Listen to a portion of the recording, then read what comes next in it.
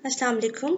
Today's editorial is Biden versus Trump's foreign policy और ये editorial Maleeha Lodhi ने लिखा है। इसमें वो हमें बता रही हैं कि जो अभी अपकमिंग यूएस प्रेसिडेंशियल इलेक्शंस हैं जो नवंबर में होने वाले हैं उनका आउटकम कैसा होगा और ग्लोबल इम्पैक्ट उनका किस तरह का होगा। ठीक है, वो बताती हैं कि ये इसलिए इम्पॉर्टेंट है क्योंकि अमेरिकन जो फॉरेन पॉलिसी है उसमें उसकी जो चेंजेस आएंगी वो कैसी होंगी, रादर वो सेम होंगी या वो कोई चेंजेस लेके आएंगी फॉरेन पॉलिसी के अंदर। अब ये जो दो कंटेंडर्स हैं that is Joe Biden and Trump. Joe Biden is a Democrat whereas President Trump is a Republican.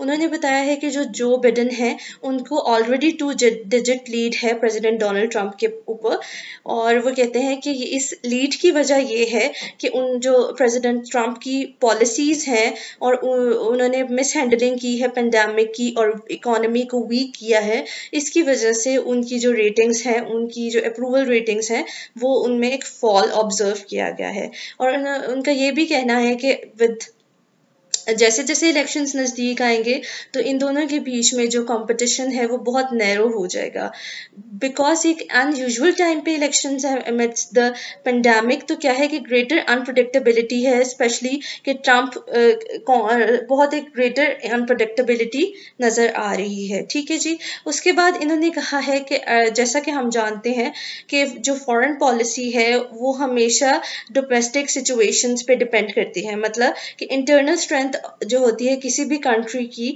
वो फॉरेन पॉलिसी को हमेशा अफेक्ट करती है। जबकि जो ट्रम्प की हमेशा पॉलिसी रही है उसकी एक डिवाइसिव और कम्बैटिव लीडरशिप रही है, उसकी कंट्रोवर्शियल पॉलिसीज रही हैं। जैसा कि हमने देखा है कि ये जो एक ब्लैक का मर्डर हुआ, मतलब रेशियल बेसिस पे और पुलिस की बेसिस पे उसकी एक बहुत डिवाइसिव पॉलिसी रही है। जबकि एक अच्छा लीडर वो होता है जो इंक्लूसिव हो, जो सबको साथ लेकर चले। जबकि और वो कहते हैं कि अगर एक दफ़ा दोबारा ट्रम्प री इलेक्ट हो गए तो यही पॉलिसी जो है वो री इन्फोर्स हो जाएंगी। ठीक है। जबकि जो बिडेन की प्रेसिडेंसी है उन्होंने कहा है कि उन्होंने अपनी सारी कैंपेन में यही कहा है कि वो इंटरनल डिविजन्स को जो हील करने की कोशिश करेंगे, वो करेंगे कि जो डिलिटीरियस फॉल आउट ट्रम्प की पॉलिसीज की वजह से हुआ है ग्लोबल इमेज के अंदर अमेरिका के, वो उसको चेंज करने की कोशिश करेंगे। अब जर्नल अप्रोच फॉरेन पॉलिसी की तरफ दोनों की क्या होगी वो ये है कि जो बिडेन है वो एक कन्वेंशनल प्रेडिक्टेबल टाइप की पॉलिसी होगी उसकी, जबकि जो ट्रम्प है उसकी whimsical and disruptive handling of global powers है।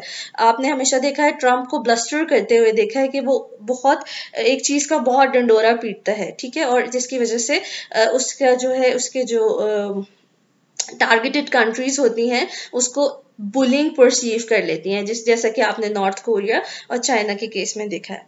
अब यूनिलेटरल और मल्टीलेटरल पॉलिसी में क्या वर्सेस जो हमने अभी तक ऑब्जर्व किया है कि जो ट्रम्प की पॉलिसी है दैट इज अमेरिका फर्स्ट, और अमेरिका फर्स्ट खुद ही बताता है कि सिर्फ अमेरिका को वो सबसे ऊपर रखता है, और जो उसने हमेशा एक यूनिलेटरल पॉलिसी अडॉप्ट की है, हमेशा उसने रिजेक्ट किया है मल्टीलेटरलिज्म को। और आपने ये भी देखा है कि इस सारे पीरियड के दौरान उसने हमेशा अबेंडन किया है इंटरनेशनल ऑर्गेनाइजेशन को। जैसे कि आपने देखा होगा कि WHO की भी पेंडेमिक के दौरान जो है फंडिंग इसने रोक दी थी ट्रम्प ने। ठीक है। और इसलिए इसका थोड़ा सा डिफरेंट स्टांस लाए। जबकि जो बिडेन है वो अपने आप को लिबरल इंटरनेशनलिस्ट कहते हैं। लिबरल इंटरनेशनलिज्म एक फॉरेन पॉलिसी का डॉक्ट्राइन है जिसमें वो क्या कहते हैं कि आपने सबको साथ लेके चलना है। अगर मैं सिंपल वर्ड्स आपको बताऊं तो दैट इज आपने सबको साथ लेके चलना है। जैसे कि यहाँ पे मैंने डेफिनेशन भी मेंशन की है। लिबरल इंटरनेशनलिज्म एक फॉरेन पॉलिसी का डॉक्ट्राइन है और ये कहता है कि जो लिबरल स्टेट्स हैं उनको सॉवरेन स्टेट्स के साथ इंटरवीन करना चाहिए, और जैसे कि उनको मिलिट्री इन्वेजन, ह्यूमैनिटेरियन एड की जो भी जरूरत हो उनको करनी चाहिए।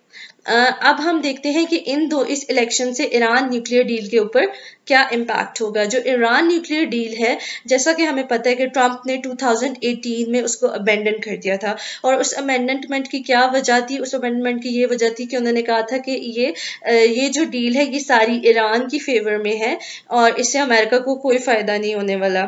तो उन्होंने जो JCPOA डील थी उसको अबेंडन कर दिया था। लेकिन जो बिडेन ने अभी तक अपने जितनी भी उन्होंने कैंपेन की है, उन्होंने कहा है कि वो अगर ईरान अबाइड करता है इससे, तो वो कोशिश करेंगे कि ईरान और ये इस न्यूक्लियर डील को स्ट्रेंथन किया जा सके। ठीक है जी। और नेक्स्ट हम देख लेते हैं जो चाइना और यूएस सबसे ज़्यादा बायलैटरल रिलेशनशिप की जो इम्पोर्टेंस है वो क्या होगी। तो जैसा कि हमने देखा है कि ट्रंप का हमेशा से एक एंटी अमेरिका स्टांस रहा है, और इस स्टांस की वजह से क्या हुआ है कि जो यूएस में है वो एंटी चाइना मूड एक डेवलप हो चुका है। और जितने भी पॉलिसी मेकर्स हैं चाइना के, जितने भी पॉलिसी मेकर्स हैं यूएस के, वो एक चाइना को एक मैनिपुलेटिव एडवर्सरी एनिमी मतलब एनिमी समझना शुरू हो गए हैं। अब वो कहते हैं कि इसी वजह से बिडेन की अप्रोच भी इसी से शेप होगी। जैसे कि हमने देखा है most of his foreign policy advisers are hawks on China. Hawks on something का मतलब आपने उसके ऊपर बहुत एक क्रिटिकल आई रखी है, आप उसके हर मूव को देख रहे हो। तो वो कहते हैं कि दो की भी इसी तरह की पॉलिसी होगी, लेकिन जो जो उसका स्टांस होगा टुवर्ड्स बीजिंग का, वो थोड़ा सा क्या कहते हैं that will be less combative than Trump, क्योंकि आपने देखा कि ट्रंप तो है बहुत कम्बैटिव रहा है हमेशा से। ठीक है। और बिडेन ने बार बार ये कहा है कि वो कॉपरेशन कुछ एरियाज में सीख करने को दे चाह रहा है, जैसे कि क्लाइमेट चेंज में, नॉर्थ कोरिया में और ट्रांस पैसिफिक पार्टनरशिप में। ठीक है। अफगानिस्तान के अंदर क्या है, हमने देखा है कि ट्रंप का तो यही स्टांस रहा है कि वो चाहता है कि डिवोर्स हो जाए यूएस फोर्सेस का, और एक स्मूथ इनखला हो यूएस फोर्सेस का। ठीक है। वो ये चाहता है कि बस जल्दी जल्दी निगोशिएट हो। और अब क्या हो गया कि जो ट्रंप की एडमिनिस्ट्रेशन है वो एफर्ट्स कर रही है कि इंट्रा अफगान टॉक्स जो है वो निगोशिएट हो सकें, ताकि वॉर जो है एंड हो।